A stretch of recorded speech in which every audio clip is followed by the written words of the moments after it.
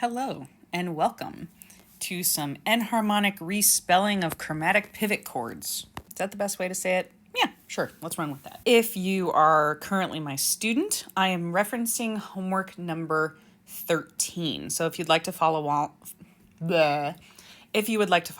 please pull out homework number 13. If you're not my student, well, by all means, come join us. Or follow along and just have fun with music theory as we all do. All right, this was the first question on homework number 13. Write out the pitches of a German augmented sixth chord in B flat. How could those notes be enharmonically reinterpreted as 5/7 in a different key, and what key would that be? The tricks that you have been learning about doing this quickly are absolutely going to work. For me, I would feel a little uneasy just because I couldn't see them. I like to go through each one of these steps and see exactly what I'm doing. So I am looking for a German augmented sixth in B flat. The nice thing for us is that this chord has very specific pitches, so we don't even really have to think of them in B flat major or B flat minor. However, you are going to want to make sure you understand the key signatures for B flat major and B flat minor, just to make absolute sure you have all of the correct pitches, because as you know, in a German augmented sixth chord, the way to remember it, I think that is the easiest, is lay, do, may, and Fi. Out of all of these pitches, lay is in the minor version of B flat, may is in the minor version of B flat, do is in both of them, and Fi is in neither of them. And so knowing the key of B flat minor is actually going to be the most helpful here. Remember to get B flat. You start with the major key, which is B, greatest common factor, and then you go to B flat, and add one, that is the key of B flat major. To make a major key into a minor key, add 3 flats. So now, to get into B flat minor, B, E, A, D, and G are all flatted. I'm gonna write down that key signature just so I can remember what I am working with here.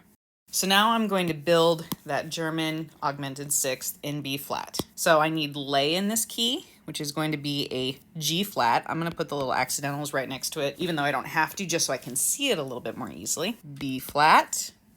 So I've got lay, I've got do, I need may. May is that D flat, and then Fi.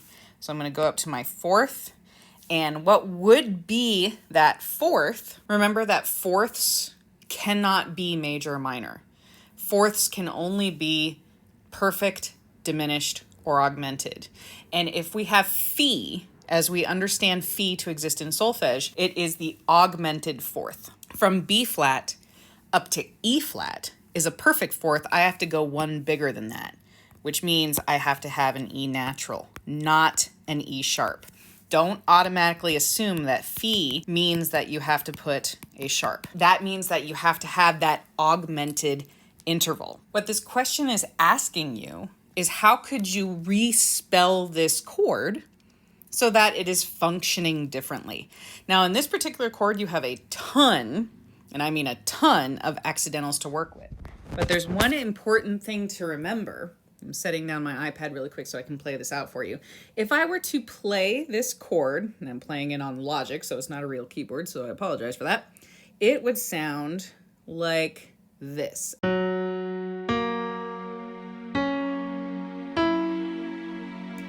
And that sounds like a dominant seventh chord. I'm playing G flat, B flat, D flat, E natural, but it sounds like a dominant seventh chord.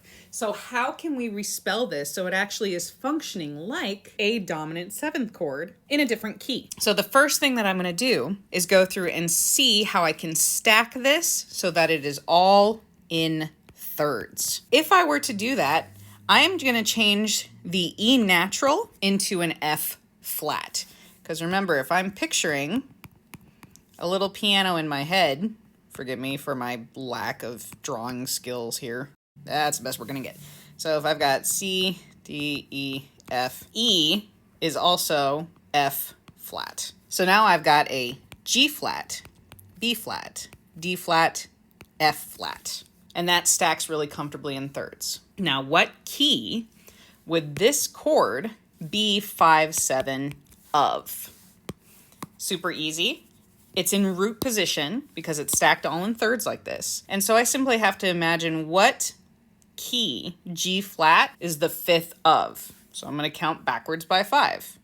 G flat, F flat, E flat, D flat, C flat. Nasty key. So this would be 5-7 in the key of C flat. And remember, 5-7 is always going to be a major minor 7 quality, whether it's in C flat major or minor. So for this one, it can be G flat, B flat, D flat, F flat. Another way for you to think about it. And this way it's changing quite a bit more notes. What's another name for the key of C flat major?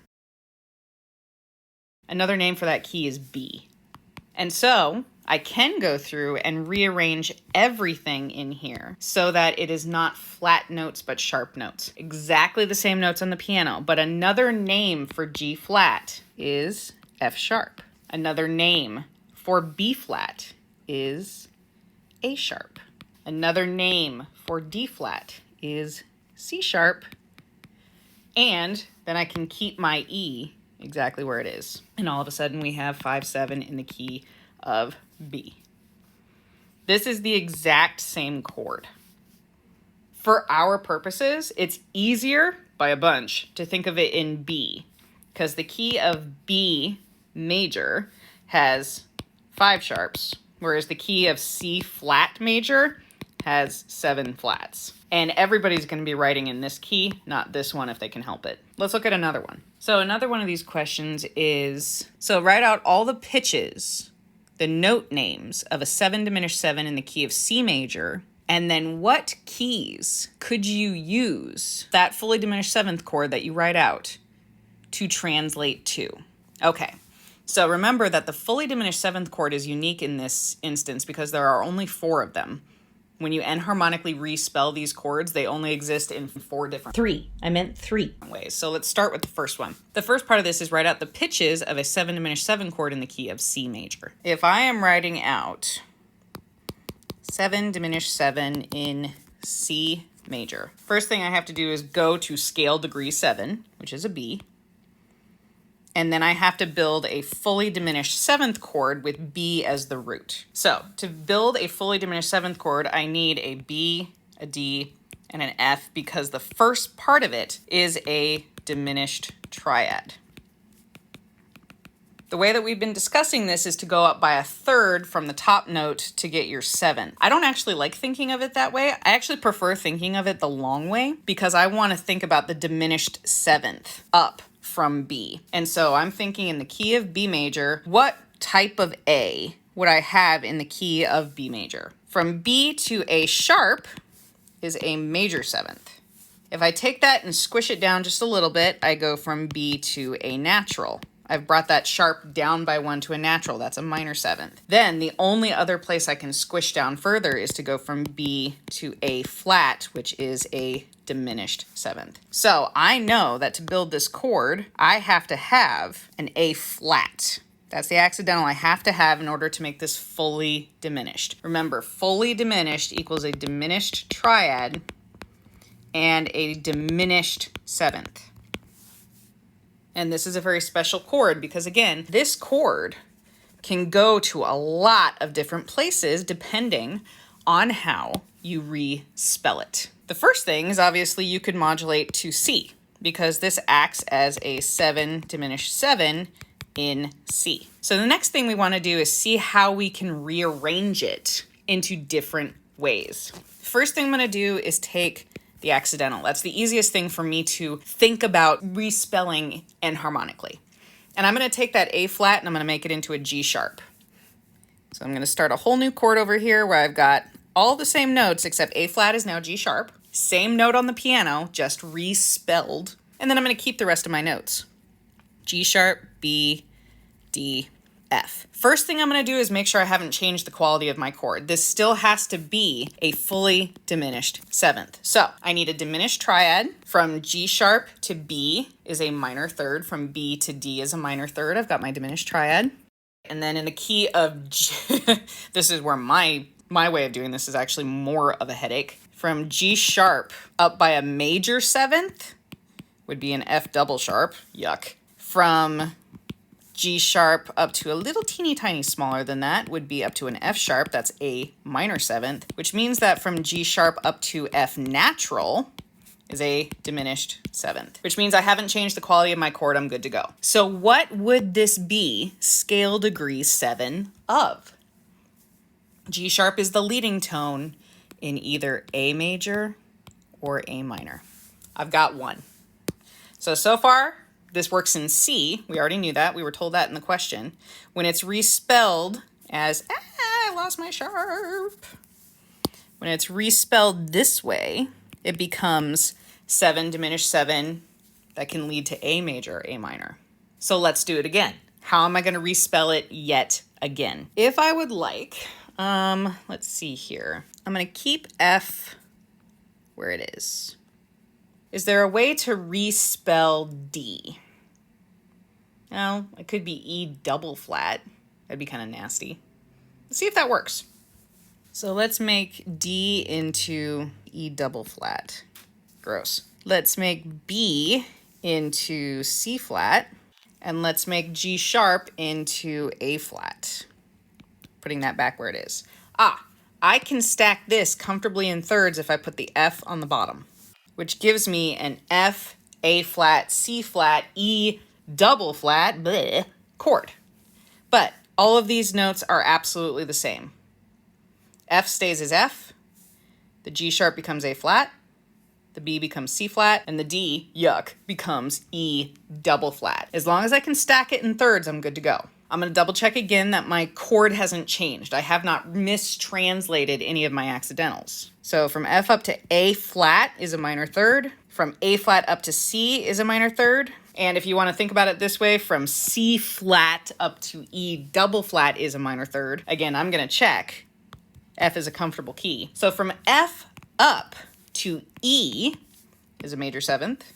From an F up to E flat is a minor 7th. Got to go yet tinier. So F up to E double flat is my diminished 7th. I'm all good. So the only other thing I need to figure out is what is F, the leading tone of.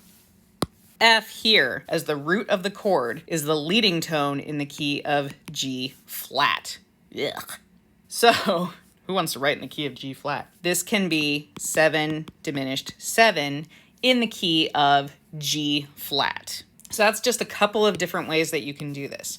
I recommend going through this process if you find that the shorthands or the tricks aren't working for you. They don't work for me. I like to be able to go through and see each one of these steps kind of like a math problem. Let me know if you have any questions.